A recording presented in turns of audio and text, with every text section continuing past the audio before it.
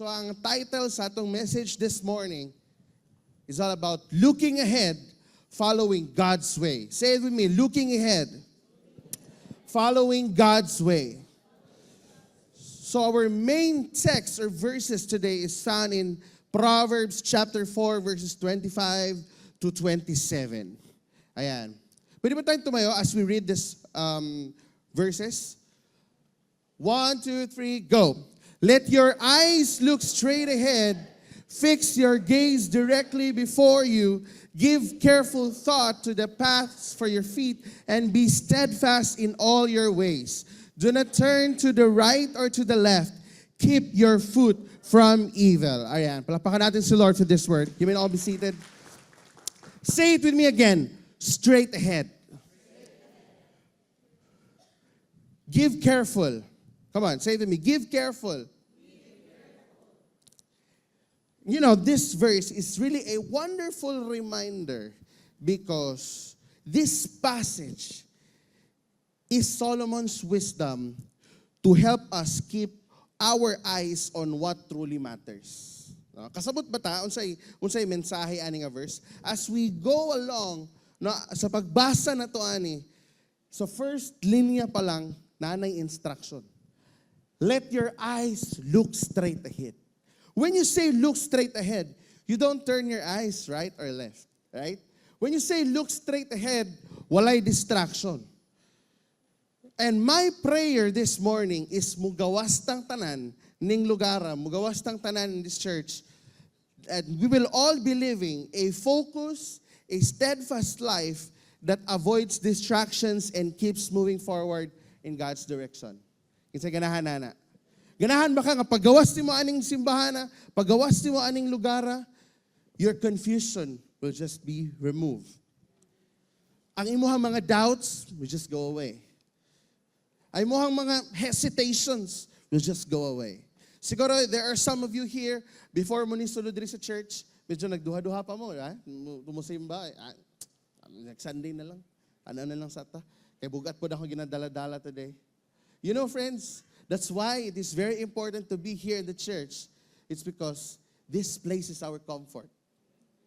But there are a lot of reminders in this verse. You know, ang kinabuhi magunato, it's full of crossroads, it's full of detours, and it's full of distractions. Right? Kisa ba sa inyo hadring nga, paggawas ni mo sa kalibutan, your life was very smooth. As in, wala kang problema, chill lang. Paggawas mo diri sa kalibutan kay wala kay kaaway, wala kay hate nga person, wala kang utang, wala kang deadlines. No, nabay yun nana. So kadtong 1-year-old pa kahantod karon? I don't think wala, right? As I mentioned, our life is full of crossroads, detours, and distractions. But ang pinakanindot, isang kauban nato sa tuwan journey, right? Which is the Lord. And you know, the road will not matter as long as we know who's driving. The road, the bumpy roads, the detours, the distractions, dili ta madalaan na as long as we know who's driving. Right? For example, you are in a foreign country, no? Naka sa usa ka country. Let's just say butang nato Singapore, no? Naka sa Singapore, nagsakay ka og usa ka taxi. Unya ang nagdrive sa taxi kay Bisaya, first time po niya. Do you think you will trust that person? I don't think so, right? So, later on, we will know, nganong importante kaayo. Mo look straight ahead, give careful thought to the paths, and importante kaayo that we will not turn our eyes on the evil things. You know, friends, let me remind you. As I mentioned, ato ang kinabuhi is full of crossroads, full of detours. But friends, let me remind you that our Christian walk is not about speed, but it's about direction and endurance. Say it with me, direction, endurance. The reason why it's called Christian walk, kay di man ni papaspasay. Nakadungog ba mo mga speaker, nakadungog ba mo sa Bible na ningon na, this is a Christian marathon. This is a Christian run. No. You always hear, it's a Christian walk because hinay-hinay kanunay. Di ba? Hinay-hinay. Ayaw, do not feel bad if, wala pa kayo memorize ng mga verses. Maulaw, mansanta mo church. Ay, wala pa na ako nabiyaan ako ang bisyo ba, sa una, tag-isa ka case, gigo karong Sabado. Karon kay, one bottle na lang, one bottle, pamparelax. Hinay-hinay, that's okay, importante may progress ka. Our Christian walk is not easy. Right? Sometimes, even if we are just walking, madagma gihapon ta. Right? But friends, I would like to remind you again this morning that we are not on a race. Our journey with the Lord, we are not on a race. That's why there's no need to rush. Hindi mo katapad, ayaw pagdali. Especially for those who just underwent the retreat, no? Ganang naagyo ng challenges sa ilahang mga kanya-kanyang panimalay. When I heard the testimony ni Ate Edeline, si Ate Edeline? Edeline from Abriza, I think nag-duty siya. No? But anyway, nag-testimony siya. Before daw, every time ang iyang bana, magdulag basketball nga di mananghid. Pag uli, iya gidaw ng ibitay. Kadlok mo. And during that time, nga nag-retreat, that was on a Saturday. Grabe kayo, on fire kay si Ate Edeline. Pag uli niya, gitistingan siya. Pag uli niya, iyang bana hubog. Yun sa mo te. Ako lang gihag.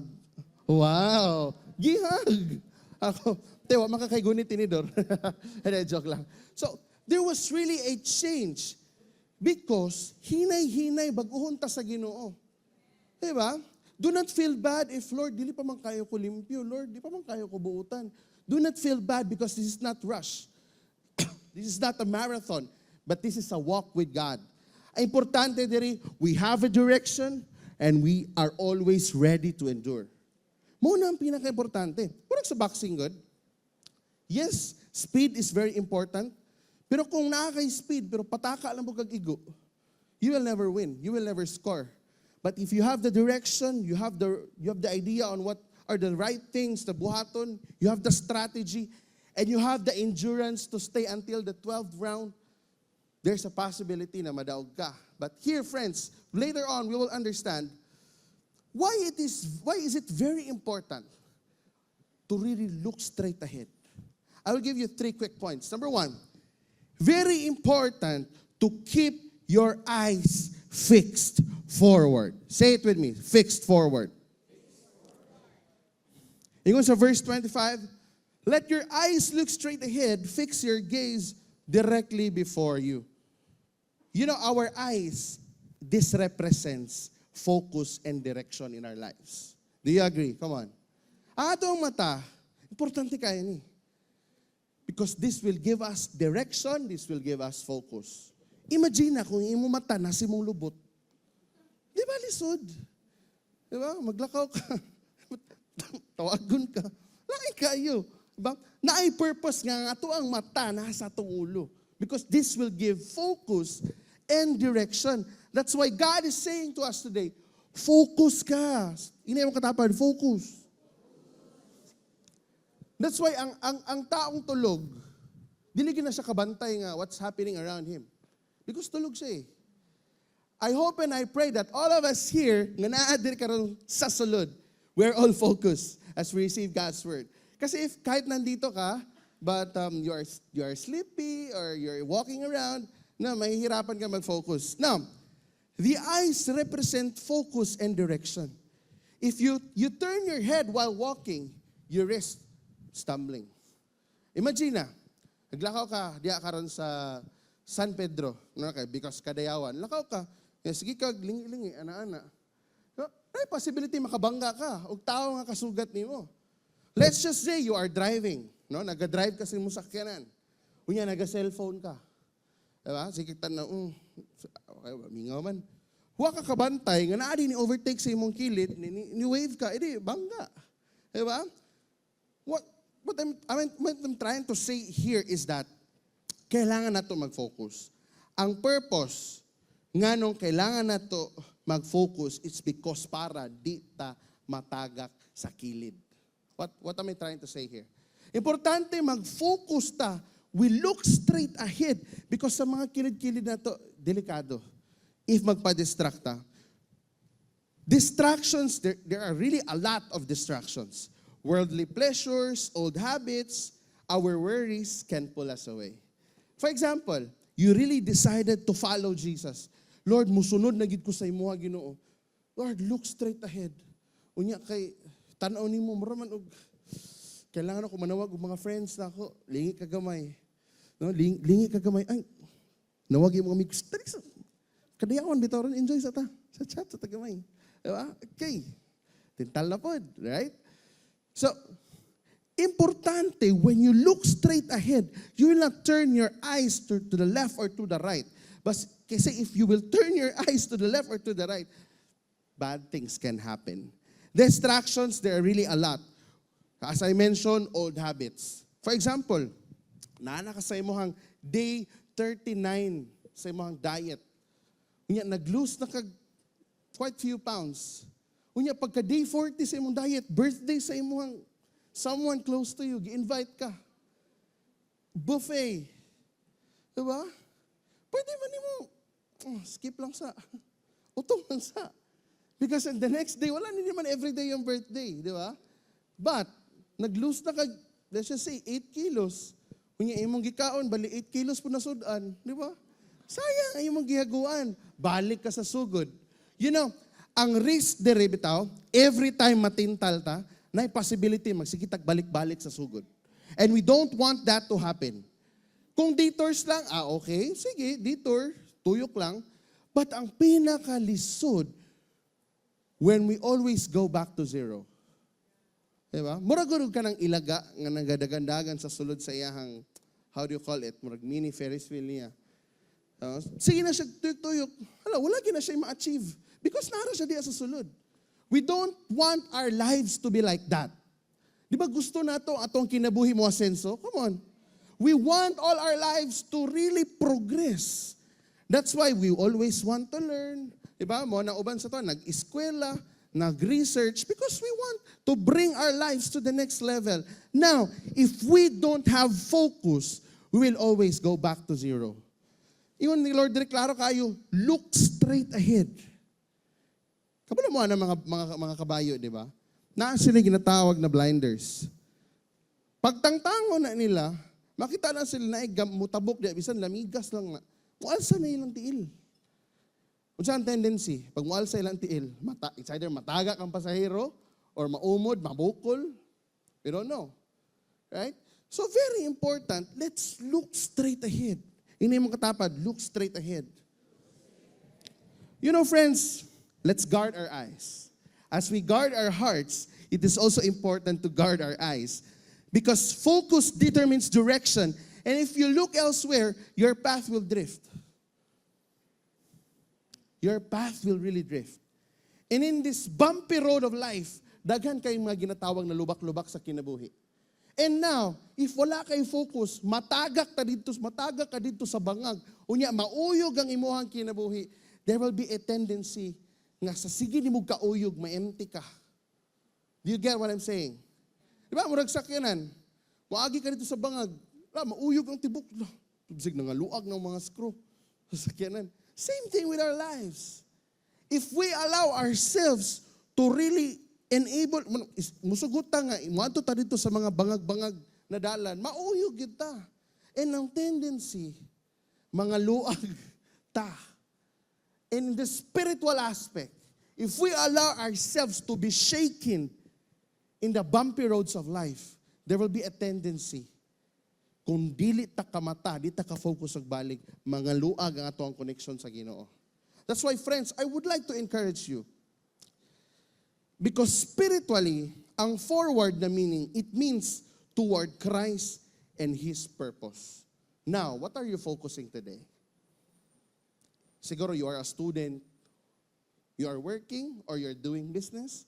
Pwede din, you are retired already because you've been working for so long.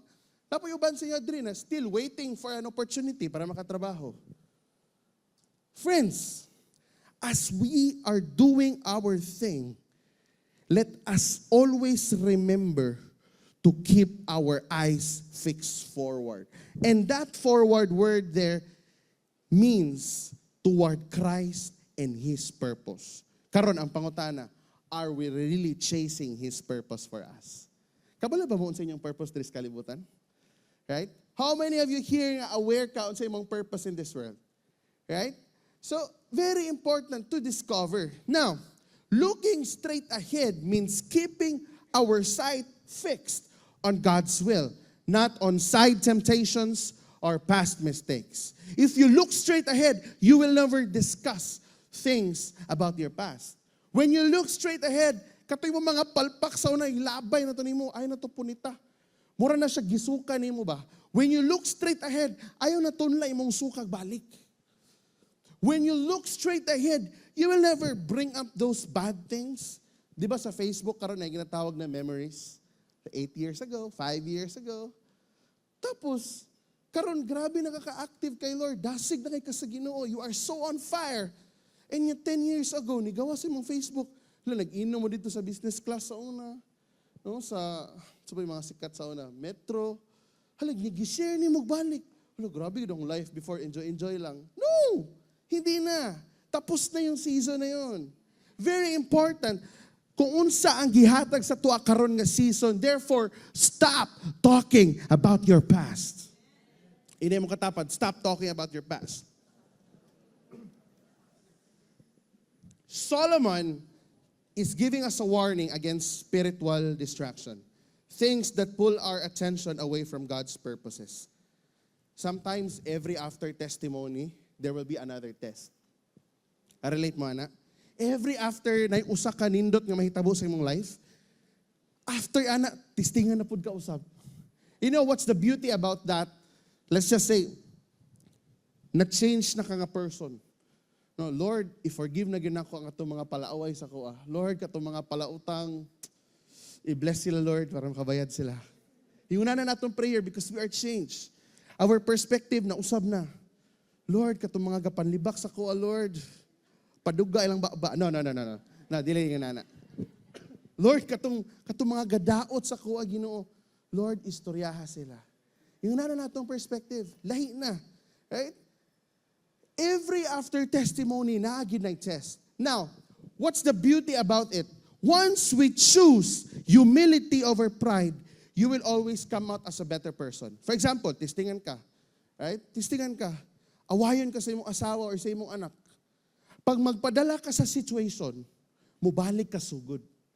But if you are very focused to the point that you will always go back to the right perspective, you will always come out as a better person. Pwede namang, you will just lose the argument but you will win the person. Pwede naman ganoon. Sometimes, it's okay to love than to be right. But you have to be balanced as well. Pwede din na you will love more that person.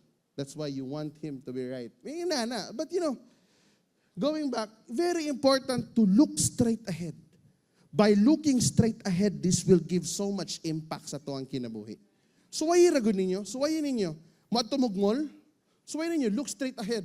Lord, sale in Jesus' name. Lord, mga sapatos, 50% off. Nya, kabalo ka nga. Daghan kay kag bayro nun. Look straight ahead. Di ba? Magawas kag mall. Wala ko nakaswipe sa akong card. Di ba? But if you will just look around, nagpula-pula ang SM. Napadjig bagong LED wall ang SM lanang. Ang SM ko lang, bago pag nag-open sa extension. Hala Lord, kanindot, i-try doon na to nabi. To the point na mangutang na ka. Bisan daghan pa kay kag utang. Mangutang jud. Mangutang para ibayad sa utang. Di ba? Because you are very distracted. Naiinggit ka. What's around? That's why, look straight ahead.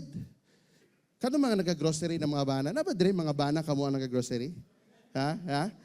Tagaan tamog tip para gamay lang imong mabayran. Isa lang ka basket ang dalha. Kay pagbugat na wala nang sign nga magbayad na ka. Kidding aside. Very important, we'll look straight ahead. Ayaw imayin ang distractions. Now, friends, the challenge is decide what's God's goal for you in this season and refuse to be sidetracked. We can always make the decision to move straight forward. Pwede gud kayo ta mo balibad sa mga distractions around us. Pwede gud kayo ta mo say og no to compromise. Pwede kita mo ingon og Lord, no to this.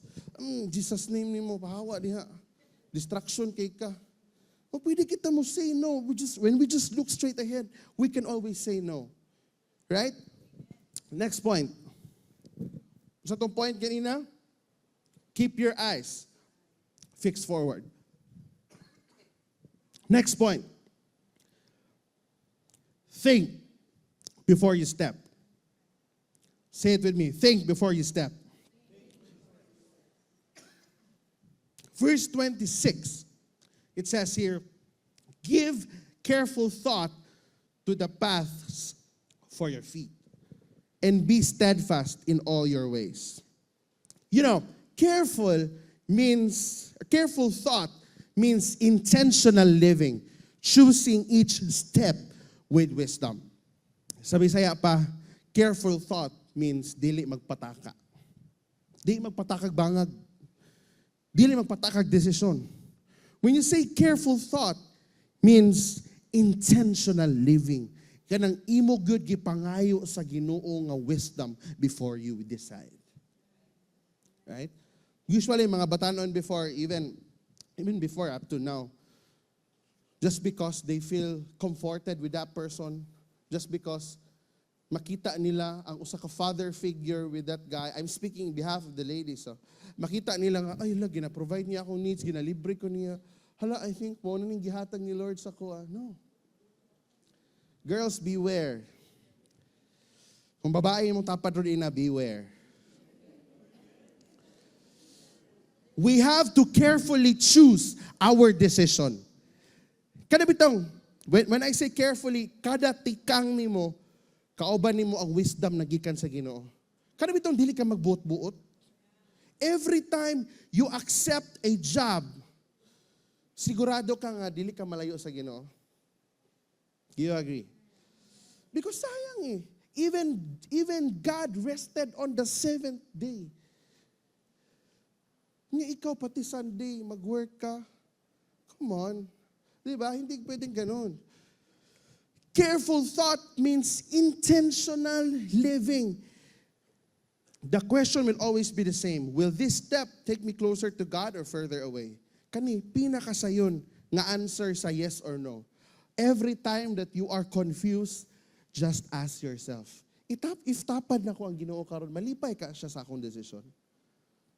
Because most of the successful decisions that we have, we asked it from the Lord. Now, if ang ato ang mga desisyon, gikan lang sa ato ang mga pagbati, 80 to 90% it will fail.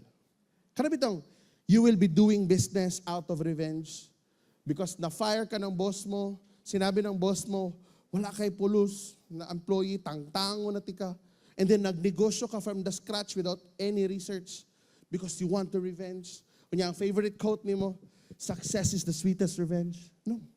That will not succeed. Because friends, you know, it is very important to carry God's wisdom everywhere we go. Ingay yung katapad, wisdom of God. Every step shapes your destination because minor compromises can result in major detours. Kada bitong i-consider ni may mong kaugalingon nga, gamay lang bitaw, karon lang bitaw ni. Kada mga ingon na, ay sige lang, karon lang bitaw ni. Ugma, okay ra, karon lang ni, okay ra ni. Kasabot si Lord ani. No? Kada mga ingon na nga statements, minor compromises, sometimes it makes our journey dugay. Nanatay goal. This is our goal. This is my goal. But because daghan kaayo kag mga kalat imong ideas, daghan kag suggestions na gina-take outside from the voice of God, madugay na inon imong journey. Diba? Murag ka na nag-drive ka, driving, going to, let's just say, Cagayan de Oro. Diba? Hala, hinahinay lang, kada municipality, mag-picture. Hala, hanaog sa ta diri kay mag-picture ta kay first time na to. Yung tingala na lang ka, hala, gabi naman di ay. Hala, dugayan na to naabot oy. Malamang. Sige kagunong. Sige kag-picture. Diba? Minor compromises. If you really want to be focused, you have to set aside these compromises. Because minor compromises will result in major detours. What do I mean by major detours? Nanaunta ka sa, kita na nimo ang promise ni Lord. Pero kay gusto jud ka mag-enjoy ka dali, hala ni tuyok pa yun ka. Di ba? Mura nagpadulong ka diri sa church ba? Di ba? Padulong ka diri sa church. Kabalo ka, nga kadayawan ron. No? Unya, dito jud ka niagi sa San Pedro. Kita na kayo mga apubyo, tura apubyo. Pero kay niagi ka dito sa San Pedro, kay, tanan nimo, ay wala pa ron, nag-prayer pa ron. Mag-praise and worship pa ron, tuyok sa ta. Dituyok pa jud ka. Ang nahitabo, dugay ka ni abot. Pag abot ni mo diri, baho pa jud kang singot. So, those are the minor compromises. Now, very important, friends, to avoid minor compromises. Ino mo katapad, avoid minor compromises. You know, I want to remind you this, that our life here on earth is made of daily steps. One false turn might take you in a different direction. Kaniya itong hunaon. If familiar sa tuan ng every drop counts, no? Kanang sa kwarta, financial advice, every drop counts. Yes, it is. Kasi kung wala kang piso, wala kang 1,000, tinood na. Pero here, in our life, in our journey with the Lord, it is made of daily steps. Kada adlaw, lahi-lahi nga step imuhang ginamake. Kada adlaw, lahi-lahi ang step na imuhang gina-overcome. Now, if you choose the wrong step, diba? May tendency, masukamod yun ka. Maragog, diba, sa inyo, most of you naka-adto na og TWED hub. Diba? Marag, grabe ang steps. Saka jud ka, pag abot sa ibabaw, thank you, Lord. Buhay pa ko. No? Most of you naka-adto og TWED hub. Suwayi ragod. Step ka, muambak ka sa ikaupat. Tistingi. Diba? Tendency, masamad ka or masukamod. No. That's why our journey is made of daily steps. That's why very important to focus. Every step you make, before you make any step, you have to think about it. If that's the will of God. Right? Be careful. Murago na og ka ng hiker ka or nagasaka kag mga bukid. Pag wala ni mo gistadihan ang mapa, wala kay idea, may possibility nga magchinilas lang ka or mag-crocs or you will not bring any jacket because you are strong. No? Pag abot mo dito sa area na mag-hike na, may tendency nga, taligsik pa lang mulan, dili ka mo dayon. Same thing with our journey with the Lord. Our map here on earth and the best map we have here is our Bible. That's why we can never survive diri sa kalibutan kung di ta mo basa sa toang Bible. Our map is the Bible. Our fuel, our energy, our water is really our prayer life. Muna very important, di nato kalimtan ang ato ang Biblia. Mura gud ka ng Waze, nagamit ka og Waze kung naga-drive ka. Di ba makabalo ka kung asa dito ang traffic kay mo pula siya? Pagkabalo ba ka nga dito ang traffic, mo gyapon ka? Hala, diri ko sa traffic. Para dugay ko maabot. Wala yung unana, di ba? Pagkabalo ka asang traffic, you will go in the opposite direction. Ingaana ka importante ang pagbasa sa Bible. Kung kabalo ka nga, hala, makapalayo ni sa kuan. Pagbasa ni mo sa word sa Ginoo, the Lord will protect you from any harm. Unya kay risk taker lagi. Hindi suway gyapon. Unsa ang tendency? Palpak. Very important nga dili ta mo shortcut. Right? Inay mo katapad, dili mo shortcut. Ang challenge here is that be steadfast, consistent in prayer, obedience, and integrity. 3 things. Prayer, obedience, and integrity. Ang ato ang pag-ampo should always be part of our daily lives. Dapat di na ta maglisod ani. Mag-ampo. Dapat mag-ampo ta bisan okay atong life. Even when our needs are provided, even when our life is totally okay, we should pray all the more. Atong obedience sa Ginoo, dapat di na mausab sa tuang sitwasyon. Basig obedient lang ta pag ginatubag ni Lord atong prayers. Pero pag dili ginatubag ni Lord, we are trying to justify. we are trying to make reasons. Okay ra ni. No. Very important. Here, just be steadfast. Ini mo katapad, be steadfast. Third and last point. Stay the course and avoid detours. Ini mo katapad, stay the course and avoid detours. It goes to verse 27.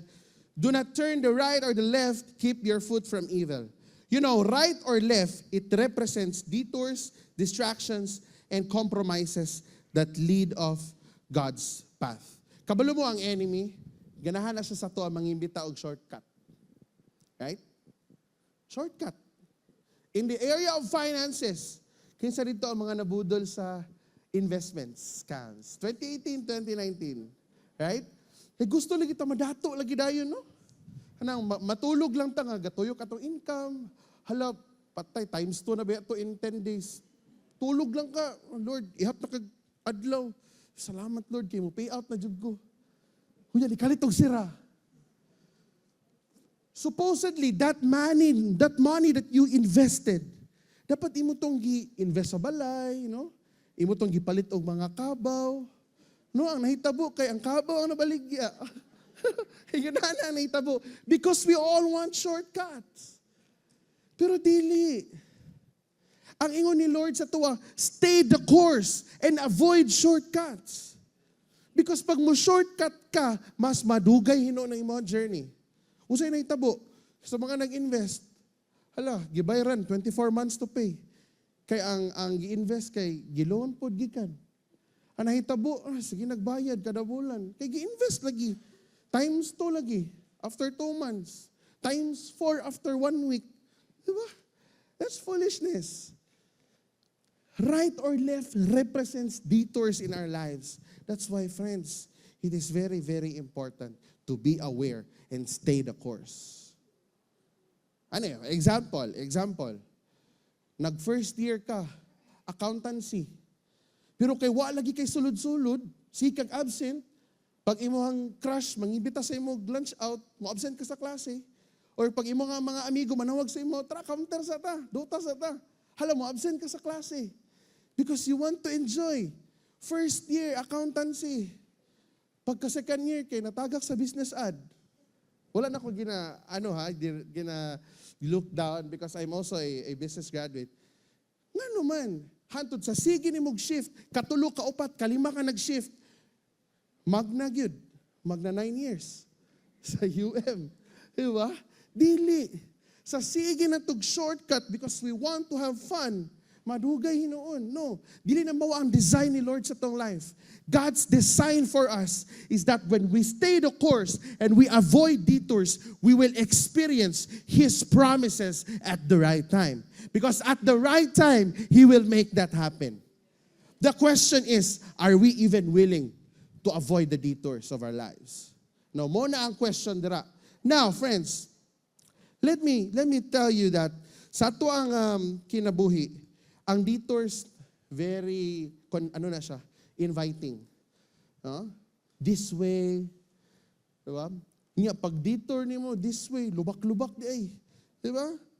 So very important that we keep our foot from evil. Because when we keep our foot from evil, ang pasabot ana, we are being proactive in avoiding the temptation, not just reacting after you've stepped into it. Mas layo, mas dali mo balibad sa temptasyon pag nakita na nimo sa layo pa lang. Kaysa ka nang naanagid ka mismo sa temptasyon. Do you understand me? Pag nakita na nimo ang bangag sa karsada, approaching na, kabalo ka asa dapit mo plastar mo likay. Pero pag sige kag text while nagadrive ka, maumod yung ka diha sa bangag. What I'm trying to say is that pag ginaalaw ni mo imong kaugalingon, moabot sa lugar kung asa ang temptasyon, naay possibility nga di ka kahawas.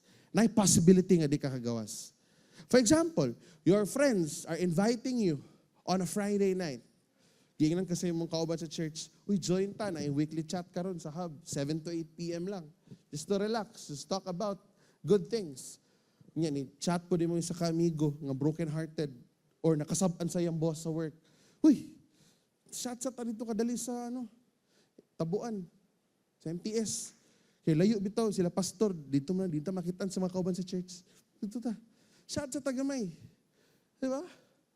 Enjoy muna. No? May nang makalimtan sa nimutaran imong mga problema.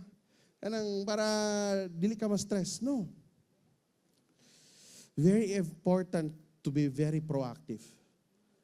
Nya mayo ka, sige, mauban ko, di lang ko mainom, juice lang ako Hala ka niya, pag abot dito, pag-serve dito. Itono lang nila tanan sa imong baso. Diba? Nya kung dili ka mo shot, ila kang awayon.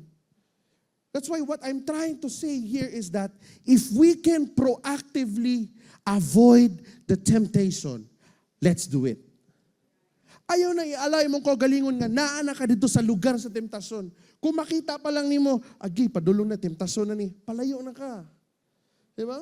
Sa mga minyo na diri, muna ako, I really don't go sa mga reunion. Kana mga college, mga high school, enjoy na lang mo diha. Oh? Because dira man na mahisgutan, imong mga crush sa una, imong mga gichat-chat, inyong mga memories. Hala, yung mo ko aning gihatod-hatod sa una, Hala, makita mo niya sa reunion. Bye ka. Ya lang ka. Muna ka mo, mga asawa, imong mga bana, mananghin og reunion. Ayaw na gisugti. Pwede ka mo sugot, basta kay uban ka.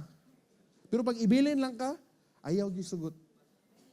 Mga reunion, tapok-tapok, alumni homecoming, naku, delikado. Of course, we are always covered by the blood of Jesus. We are always protected by the Lord. But we can be more protected if padulong pa lang ang temptasyon mo, palayo na ta. Rather than be in the temptation, in the location itself. Come on. Diba? Palayo na. Hindi mo katabad, palayo. Staying on God's path requires discipline and vigilance. Say it with me, discipline and vigilance. Staying on the straight path is not just about knowing it, it's about avoiding side roads that lead to sin. Kisa ba diri ang always sa gabiyahe? Or always sa drive? Before, sa diversion road, if always mo nag-drive 4 lanes mo na, di ba, ang diversion road. Sa una, wala na siya center island. When I mean center island, kanang mo separate sa padulong o pabalik. Center island. At first, sa mukha, nga nagitanggal man na nila. Go, tinog sa mo, matraffic di nung taka-overtake. You know, ang purpose anang center island, that is not to limit you of your freedom. But the purpose of that center island is to protect you. Same thing sa to ang journey diha sa Ginoo. The reason why ginabutangan ta ni Lord of people around us who can protect us, not to limit our freedom, but to protect us because basig pwede ta matagak sa atong old life. The reason why we have friends, family here in this church, the reason why gina-invite us to join small groups, life groups, retreat, because these are the people that God entrusted us para di ta mo balik, di ta ma-distract, o di ta mo lingi sa atong old life. That's why ayaw na sila i-ignore. If people will invite you for a life group, for a small group, just say yes. Because your yes today might be your success tomorrow. And your no today might be your sorrow tomorrow. Just say yes. The reason why naata diri sa church karon, it's not to limit us of our freedom. Dili kay hala, di na ko kalaag ani, di na ko ka-beach aning Sunday morning because mag-church. No! The reason why you are here in the church, again, is to not limit your freedom, but to protect you for a possible attack of the enemy. Come on. Kisa ba sa iyo, Dre, ang thankful mo because you have this family, you have this community that protects you, that uplifts you, that rebukes you sometimes. Mo'y gaingot sa mo, huy, undangin na. Adik na kay kana ba? Naigabadlong sa imo Naigasulti sa imo Ayaw na i-chat-chat Kay basing ma-broken hearted na, basing magpaasa lang ka. Kana nagkikiremind sa imo Ayaw sa pag-uyab-uyab kay gaskwela pa ka. Nagka-remind sa imo ayaw sa pataka gasto kay wa pa ka na regular sa imong trabaho ha. Okay? Ayaw patakag minyo. Bahala og, di ba? Lampas sa kalendaryo. Ayaw kabalaka. Kaya ang kalendaryo ni Lord hangtod 200. Joke. Kidding aside. You know, friends, what I'm trying to say here is that kitang tanan, if we just stay on our position and we look ahead, we focus on God's instruction and promises for us, we can always move forward and we can ignore everything around us. Di ta madugay, di ta malangay, di ta matagak, because when we look straight ahead, we will experience firsthand God's greatness in our lives. You know, as I end, as I conclude, 3 things. Number 1, your focus determines your future. That's why I keep on telling you, keep your eyes fixed forward. Importante focus. Ibalik-balik ni Pastor Blair last week, focus. What you focus on gets bigger. That's why if you focus on your journey with the Lord, you focus on God's promises in your life, it gets bigger day by day. Because your focus determines your future. Keep your eyes fixed forward. Number 2. Sige, lapag na natin lahat. Every step is a decision. Choose wisely. Sige, pangutan na, asa mo ginamakitan si wisely? Oy? No. Choose wisely. Because every step is a decision. And every wrong step keeps you away from your destination. That's why carefully ask God, Lord, is this worth it? Lord, will your name be glorified sa akong decision karong buntaga? Lord, I've been waiting for a job. And Lord, kaning nga trabaho na ni Lord. Mag-duty, mag-Domingo eh. I remember the story of my cousin, no, si Bibo. That was the time nga ni-commit siya sa worship team na magtugtog for the Lord. And he's been waiting for a regular job for a very long time. And here comes an offer, no, to be part of a certain technical team for events. Kunya ang event, mostly weekend ba yan, ano? But, of course, congratulations, you made the right decision. Nakasal sa church karon. Palapakan natin si Vivo. Every time si Icon and Ann will be nasa work, murag, okay na kayo because nasa si Bibong. No? Si Icon, pwede siya mag-drums, no? Pwede siya mag-gitara because we have this guy.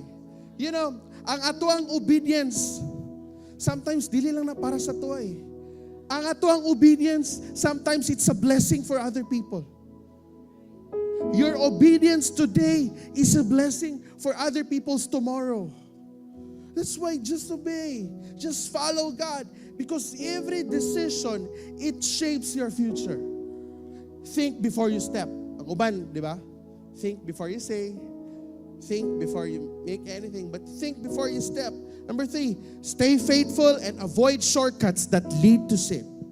Say it with me. Stay faithful. Avoid shortcuts that lead to sin. What about kisa ba yung mga hilig og computer games before? Di ba? For sure, naamo diha, naglingkod.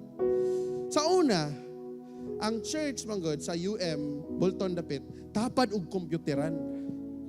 Unya, ako na pataka lang, kuha ko ka ng flash drive, USB ba?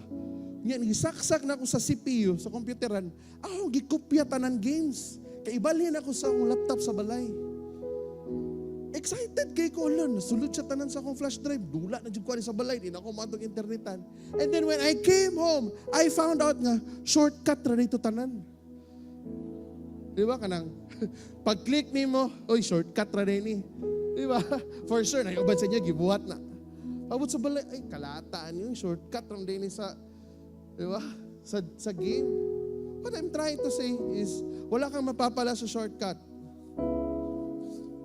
Man's shortcut is nothing compared to God's favor. That's what I'm trying to say to you this morning. Ayaw sigig shortcut, ayaw sigig diskarte sa imong kaugalingon. Hulata ang pabor sa Ginoo that will just fall down to your life and then good things will start to take place. Undangan na ang sigig paningkamot na walay paminaw sa Ginoo. Pag maminaw ka sa Ginoo, there is favor, there is opportunity. Ug ang kanindot ana, daghan pagsunod. Pag maningkamot ka sa imong kagalingon, ang daghan ana, tagam. Pag you seek God with all your heart, favor will just start to take place.